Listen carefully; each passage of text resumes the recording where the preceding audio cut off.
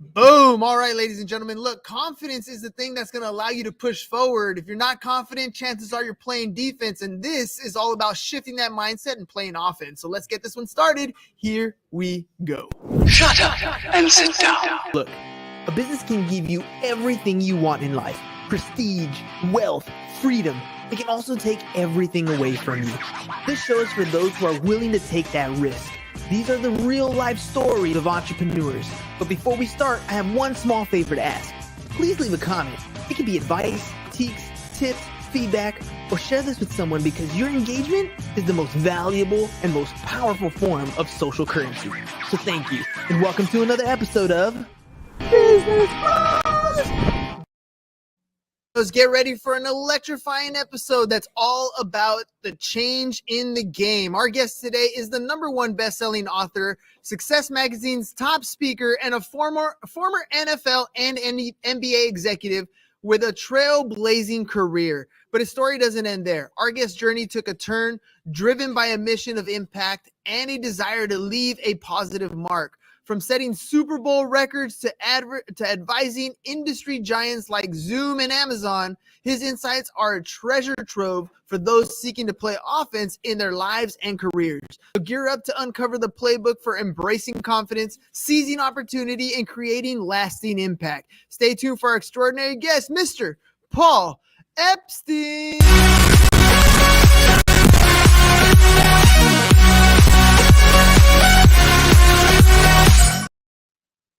Program, man. Oh, so fired up to be here, Hernan. And you know, that intro music, it took me back. I met my wife in Las Vegas. So Sin City, back Memorial Day weekend of 2011. So that music was probably how we met. Just clubbing it up, having a good time. I have no shame. Yeah, we'll spare the details of the story, but let's just say there were some pool parties and bottle service. And that's how I met the one. Man, what happens in Vegas stays in Vegas. So let's exactly keep it right. over there. Yeah, let's keep it there. All right, let's jump into this thing, man. You got quite a story. Everything from NFL, NBA, working with Amazon, Zoom. If you could tell me really quick and easy, what do you do and how do you get here? How'd you get here? Yeah, now I'm a best-selling author, global keynote speaker, but really this is because I had the biggest graduation of my life. I graduated from a career to a calling. I feel called to do what I do every single day. And my career, nothing was broken. I had nothing to fix. We were killing it. Like all the success metrics, all the goals, all of the applause from the world. And the LinkedIn profile looked sexier and sexier by the day, by the week, by the month, by the year. Like I was a high-flying pro sports executive. You know, NFL, NBA. You work for the NFL league office. You are a leader in 2 Super Bowls. I got to work for my favorite team, the Niners, as their head of revenue. I worked for 3 NBA teams before that. And it was just this magic carpet ride. And I share all that because that, to me, was the backdrop. And I started from an entry level to an executive level. And I know we're going to unpack a lot of the insights today. But really, I've been around high performers and high achievers my entire career. But that's the outside game. What I realized is, in order to consistently win that outside game, we got to master our inside game. And once I figured out what my inside game was all about, that's what led to the Jerry Maguire leap out of sports onto the stages, into writing books, into the thought leadership space. And here we are. Love it. Ready to go. So I had to use it, right? Jerry Maguire, there it is. Let me ask you, man, high performance, what does that mean to you? And when you spoke about like mastering the inside game, I got a lot of 17-year-old kids here who probably are dealing with a lot of that feeling of imposter syndrome as life is about to change dramatically for them. Maybe they're not willing to admit it, but inside they have some of those, like, I don't know what's going to happen. How do they master the inside of themselves? It's great. Okay.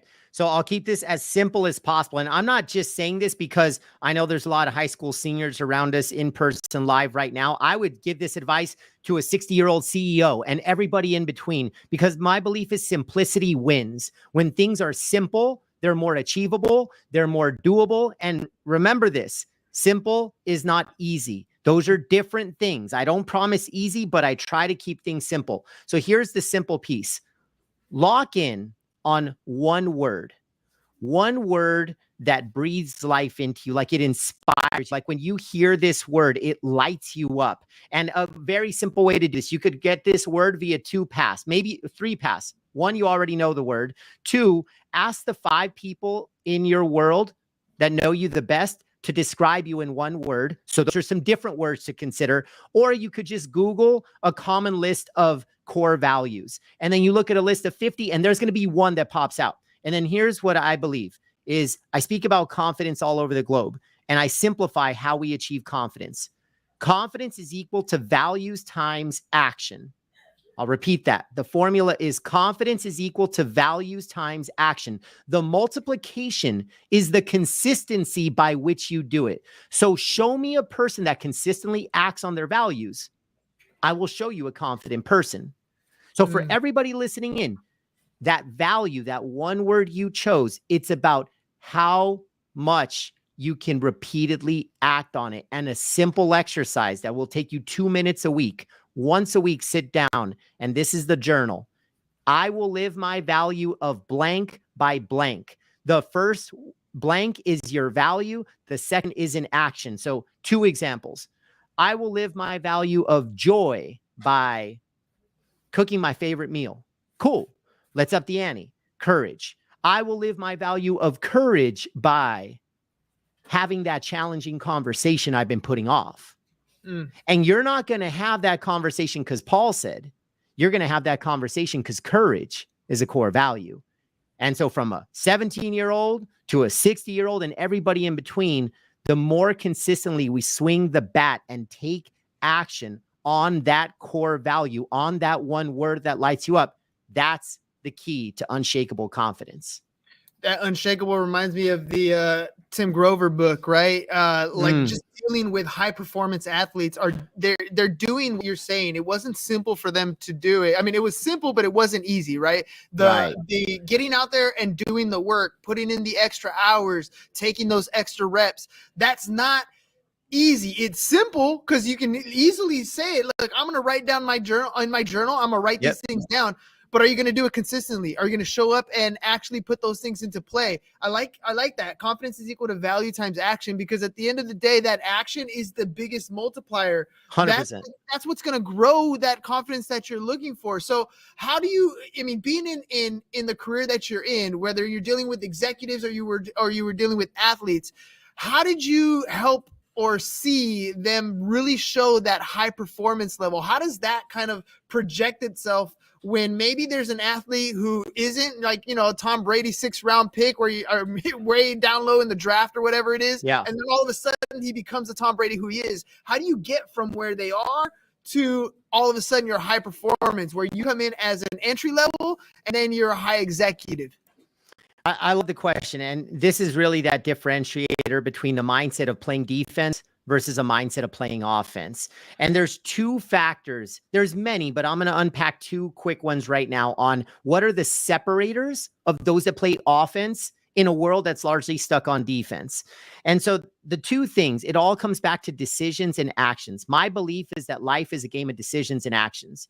And whether to take action or not is a decision in and of itself. So you could say, and that's why my new book, Better Decisions Faster, that's why I wrote a book on decision making, because I think it's the foundational thing. So we got a lot of 17-year-olds in the room and seniors about to go to college. There's big decisions like, what's my career path? What's the right relationship for me? What's the right company for me? What's the right lifestyle for me? What health decisions am I going to make? Show me the quality of your decisions, and I'll show you the quality of your life. And that's a big statement, but nobody has a go-to process or system. So we'll get to that in a bit.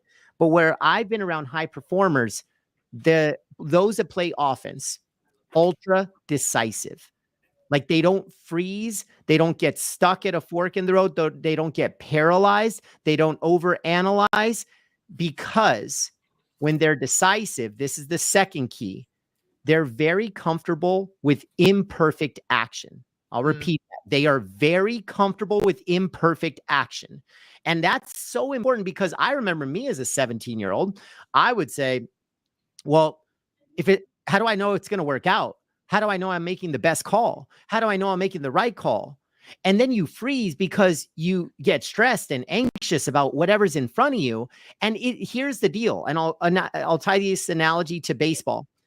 I used to think that it was more about how far you can hit the ball, meaning like when I take the action, the outcome is, did I hit the ball? Did I hit the home run? Did I get on base? We're solely focused. When I was younger, I was solely focused on the outcome. Now I don't worry about an outcome, and high performers don't worry about the outcome. They focus on taking consistent action, even if it's going to be imperfect, because imperfect action means maybe it didn't work out. But because they swung the bat, because they didn't stay frozen, because they didn't leave their bat on the shoulder, now they go in every day and they say, oh, that sucked. It didn't work out. What did I learn from it? How can I grow? How can I evolve? How can I become a better version of myself? And all these different growth mechanisms, they prove to you that just because you swung and missed, you're not going to regret that if you leveled up the next day. What we will go to our grave with massive regret about is the swings that we never took. So that is what high performers do. They are decisive because they are very comfortable with imperfect action. That is so true. 20 years from now, it's not the things you did that you regret. It's the things that you didn't do. And that is 100% how I feel a lot of the things that you're doing. I know there's a lot of people who are hesitating to take action because of that fear. They're wondering if they're going to take that next step and it's going to be a mistake. But I feel like that mistake also gives you the thick skin that you need, right? Like the fear of judgment is only there until you take the action, face the judgment, and realize that, guess what? You're still alive. Yeah. You didn't die. Nothing major happened. So you can do it again and face that fear again. You are on a mission to leave people like in a better place than when you found them. And that's totally admirable. But how do you breathe life into people daily? One of my core values is to motivate people to be better. How do you do it on a daily basis? What advice can you give our audience to kind of create a positive impact, not just in their lives, but maybe in their sphere, maybe in their family, maybe in their work? What's the best way for them to do that? Totally. So I'll start talking about a corporate example, but at the end of the day, this is a life example. So I used to do consulting for one of the top airlines in the US. They got 120,000 employees and they have 6,000 leaders. And I did training workshops with all 6,000 leaders. And it took about 2 years. We were cranking them out. And people in my network that knew I was advising this major airline, they said, tell me about the culture of the airline. I said, okay, well, instead of just giving some generic response, I asked them some questions back. Who's the leader? What location? What department? What floor of the building?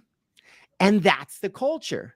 Because when I would visit this airline, floor 5, they were high-fiving. Floor 6, shh, watch out. Boss is around the corner. And floor 5 and 6 weren't just the same company. They were the same department. Drastically different weather system, which proved to me that every single culture has infinite microclimates, all the way down to the individual person. I believe that you and I, everyone listening in, everyone in the room right now, we each have a weather system. Because when I visited floor 5, it was warm and green and cozy. And then I went up to floor 6 and it was frigid and cold. Same department, same company, drastically different weather system. And so whether we're walking into a room or we're jumping onto a Zoom meeting or whatever we do, we have 2 choices. We either warm it up or we cool it off. The question is, are we aware of our own temperature? I will repeat that every single day, every single moment. You have a choice. Am I going to warm this room up or am I going to cool it off? And if you're not aware of your own temperature, you're going to become cool over time because the world has more cool than warm. So I choose to be the light. I choose to be the positivity. I choose to be that igniter of warming up every conversation, every single family dinner table, every single social gathering, every single keynote stage. It could be small, it could be big, it can be personal, it can be professional. So the challenge and the invitation for everyone listening in is hold yourself accountable to warm up every room, because when you own your weather system, you own your life. That confidence, that boost of energy, that's the aura that you have anytime, right? This is where you're walking in, you're talking about a temperature that you have when you walk into a room. That's why for you, having confidence is part of that core value, is to build that confidence so that when you walk in the room, you're the guy who elevates that temperature. And we all know people like that. We all know people when they walk in the room, they have an aura. Like you said, you walk into the 6th floor and all of a sudden it's like, oh, the boss is around the corner. That's because that guy has some sort of confidence. That guy has some sort of aura around him. And that's what we kind of want to build. So how can individuals kind of build that confidence, take a proactive approach in how they're developing that confidence so that they can understand what temperature they are and then walk in the room and then raise the temperature in that room anywhere they walk into? For sure. And I think this all comes down to how we measure success. And the simple way to think about this is, was today a winning day? So what's your scoreboard for however it is that you determine, was today a winning day? Was it a successful day? And I'll admit, the younger me used to have the wrong scoreboard, because my old scoreboard used to be solely about a result. So like I came up through the sales ranks, and simple. If I sold something, it was a good day. If I didn't sell something, it was a bad day. And the really crappy part about that is that let's say you sell something 90% of the time, but then that 10%, you feel so awful and you feel horrible. And now you cool off the rooms, and now you're cooling off the relationships, and now you're welcoming more negativity because, as we all know, misery loves company. And that's what happens when we don't set ourselves up for success. So then I asked myself, what are the things that are in my control every single day that I can achieve or that I can strive to achieve, and they're not based on an outcome? And this is what I call the principle of EIR: experience, information, relationships. So for everybody listening in, measure your daily success on experience, information, relationships. Here's how you do it. At the end of any given day, ask yourself, what experience did I gain today? Then, what information did I learn today? Then, what relationship did I build or enhance today? And when you can do that and you're consistently answering, yes, I did pick up new experience, I did learn new information, I did build a relationship, that's a winning game plan. And so that, to me, this all flows together. It's mastery of your inside game. It's building more confidence because you're surrounding yourself with warmth. You're getting more applause from the world because they say, you know what? This person's not afraid to take action. They're always putting themselves in curious situations where they gain new experience. You know what? This might not be for them, but they're just investing in learning new information. And you know what? This might not be the perfect room for them, but they are all in on supporting the people around them. This is a relationship person. And I just think that's how you build your personal brand. And here's the beauty, and I'll close this thought with one thing.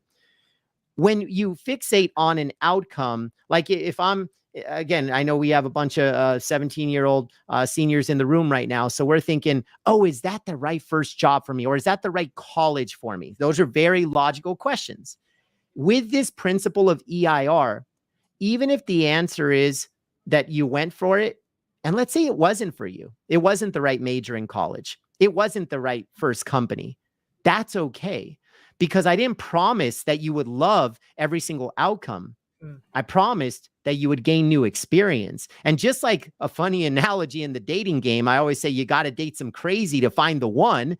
You know how many bad dates you have to go on to eventually find the one? I think of a company, I think of a school, I think of a major in college the same way. You might make some mistakes and you might choose wrong, but at least now you know. And I would argue this: the more valuable lesson the younger you are is not what to do, it's what not to do.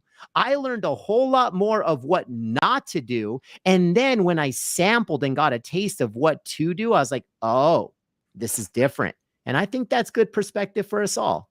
Yeah, all of a sudden you're on the right path. And one of the things that came to mind as you were speaking was what you focus on matters. So even though you're going through life and you're taking action, and you know you're going to have some of those hiccups, if you continuously focus your attention on the mistakes you made, that's all you're going to be able to see. And the winning and high performing personalities that you talked about don't focus on those things. They learn from that experience. They take in the information. They focus on the relationship, but it's not about the negativity. It's what did I learn and how can I apply this to move forward? And then you talked a lot about selling, and I want to make sure I get that onto the show as well.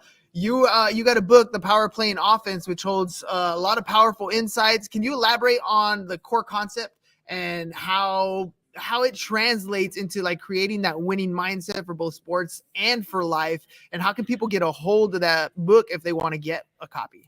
Oh, for sure. Well, I'll go in reverse order because it's the easiest thing to answer is any book in the world, including my own. Of course, we go to Amazon. So The Power of Playing Offense on Amazon, you can find it immediately. But this is really what was behind the book. So in the sports terms, we always hear about player to coach. And we all know that there are some amazing players and they don't translate into being a great coach. And then the opposite is also true. Like I think of Michael Jordan and Steve Kerr, famous Chicago Bulls. Jordan, infinite player. And after, okay. Steve Kerr, role player, turns out to be a legendary coach. And so in business, we think of, well, you're the highest producer, you're the highest performer. And so you should manage that position that you once had, basically the player to coach promotion. And then you say, okay, cool. Thank you. And now that I get to be a coach, where's my playbook? And at least for me, there wasn't a playbook. And so that gap of me having to learn through a lot of trial and error and a lot of mistakes and a lot of experimentation, and I had no freaking clue what I was doing. And all of a sudden, I said, there has to be a better way. And so I wrote the playbook that I never had. I wrote the playbook for how to be a leader, not just in business, but in life, and how to lead yourself so that then you could more effectively lead others. And then you could also more effectively lead into the future. And here's the deal about leadership. The Webster Dictionary will tell you it's about rank, role, title, authority. But then I ask people, tell me about the greatest leader you ever had. What did they do? And we get 50 words on a chalkboard or a whiteboard. And we look at them and I say, which of these have anything to do with rank, role, title, authority? You said, listen, care, compassion. They're positive. Anybody could do those things. That's what we admire the most in leaders. So before they effectively led you, they had to effectively lead themselves in the mirror. So all leadership starts with self, and you don't need a title to lead yourself. 17 years old, 27 years old, 37 years old, 47, 77 years old, the most critical leadership position for any age group, any person in the world is how effectively am I leading myself?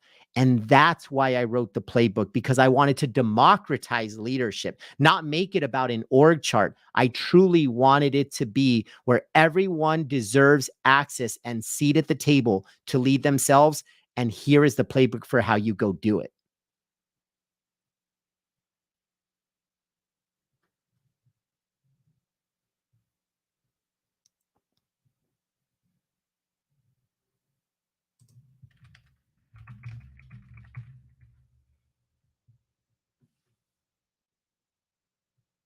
Might help if I took off the mute button, right? All right. There we go. How do you advise giants like Zoom, like Amazon, like NASA? You've gained a lot of experience. You've learned a lot of information. You have built these relationships. How do you help these industry leaders kind of maintain a balance between achievement and impact? And what's one of those big takeaways that you can share with the audience that you've learned from your experience, or the information or the relationships that you've built there? Yeah, so a big foundation of my work is all about purpose, but I don't think of purpose the way that a lot of people do. People think of purpose as their reason for being, the one reason why they're here on earth. Like, what is my purpose? And I think that's great. And I think North Stars are very inspiring. The challenge with a North Star is when life gets hard, we forget about that North Star, because now we're just focused on a survival mode and we're focused on winning one day, not trying to win at life. And so I don't think of purpose as a North Star. I think of it as a 365 operating system. I call it purpose in action. So don't tell me about the words on the wall. Show me how you're doing them. Don't show me the values. Tell me how they're showing up inside of your four walls. So the way that I advise some of the top companies and brands in the world, I call it the 5 Ps. And all shout out to my consultancy Purpose Point, because this is really what illuminated what I'm about to share. There's 5 Ps in business, and they are purpose, people, process, performance, and profit. And so every single company starts at a point of purpose. So that's the first P. And then early in the journey, they invite people to join them along the way. Then they develop some process so that they can navigate each day. And then they eventually measure performance, and the hope is that they achieve a profit. What happens is the older a company gets, there's a drift. They drift from that original point of purpose. They forget about the people that helped them build the successful organization. And then they over-index on process, performance, and profit. And they forget about the first two Ps. And so what I do with a lot of organizations is I create harmony amongst the 5 Ps. I don't tell you that profit doesn't matter. I don't tell you that people are the most important, even though that is my core belief. I believe it all matters. And I believe that if we can lock in on that point of purpose on why we do what we do, and then we inspire people to join us for the journey and they feel like they're a part of something bigger than themselves. And now we connect our process and the way we measure performance to those things. That literally, you don't only profit in cash, you profit in happiness, you profit in fulfillment, you profit in both success and significance, and you profit in impact, you profit in making a difference, you profit by leaving people in places better than you found them. So that's how I advise the top companies, is to make sure that we have harmony amongst those 5 Ps. And having that harmony is going to make your life that much more significant and relevant and enjoyable, just because you know where you're going, you know how you're getting there, and you're enjoying the process along the way. Paul, you've shared a lot of information with us. I want to make sure that if people want to reach out to you, grab some of your books, have conversations with you, they can do that. Who are you? Who's your target audience? Who are you looking to communicate with, and how can they reach you if they're looking to do so? Yeah, business leaders and entrepreneurs. And I know we've got a lot in this conversation. So you can find everything and anything about me on my website, paulepsteinspeaks.com. And again, for all business leaders and entrepreneurs, we think about it as we all need support. And how do we lead through change? How do we lead through uncertainty? How do we make better decisions faster? And how do we inspire confidence, not only in ourselves, but in the people that are around us that we're on a mission with? And so all of that, those are the types of solutions and problem solving things that I bring to the table. And everything that you need is at paulepsteinspeaks.com. And even better, once you're there, you'll see a confidence quiz that tells you how confident you are 1 to 100. And you can share that quiz with every single person in your team, in your life. So confidence quiz at paulepsteinspeaks.com. Take it, and we'll continue the journey from there. That's it. Ladies and gentlemen, confidence is where it's at. It's what's going to take you to that next level. It's what's going to make you stand out amongst the crowd. It's what's going to elevate you, not only on the outside, but on the inside, as Paul has been sharing with us here today. Paul, thank you very much for coming on the show. I got one more kind of selfish question here. You, from the moment you got on our radar to reminder emails to now creating content here live with live on the show, what was your experience like on the Business Bros? I mean, I know you've been on plenty of different podcasts. What was it like here today?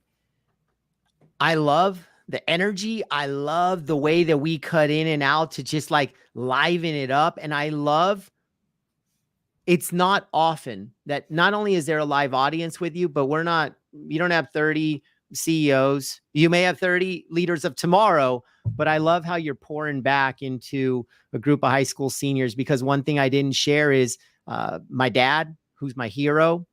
And I lost my hero at 19 years old. He was a continuation high school teacher. And so a big part of my purpose and my mission is I want to make him proud.